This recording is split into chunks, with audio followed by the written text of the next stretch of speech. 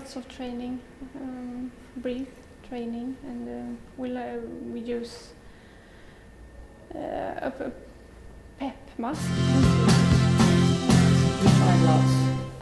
As Ruby had issues with her airway, secretions were a huge problem for us because they complicated her airway issues. So we went through different medications. I think glycopyrrolate we tried the patch. I think the hyoscine patch was the most effective for Ruby. The glycopyrrolate was it dried her up too much, and it was a very fine line. So we did try that, but we know lots of children that use that, but for us it was too much for Ruby. Secretions also, then positioning. They did chest percussion and chest therapy to open up her airways and things and drain those secretions out. That was an ongoing issue. We also obviously had a suction machine, and I was trained in airway clearance with how to use the machine correctly. Amelie started taking glycopyrronium a few years back when she first had problems with the secretions. It worked very well for the first year or so.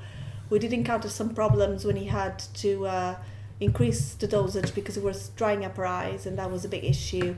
And after that we were referred, and she had Botox, and so now she's got Botox on her glands, and that really helps her, and it keeps her secretions pretty much under control at the moment. It's been the biggest difference. It's the injections in 3 spots, and it doesn't completely dry her up, so it keeps her some form of liquid in her mouth, and we still use the glyco to kind of dry things up a bit more. So that means we have a variation, so we can give her less or more depending on how she is that particular Fine tune it, depending on the weather, if she's got a cold.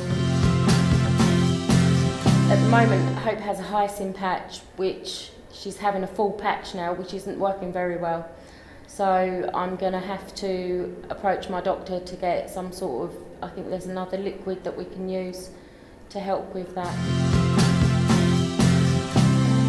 Isabella's secretions are partly controlled with Botox injections in her salivary glands.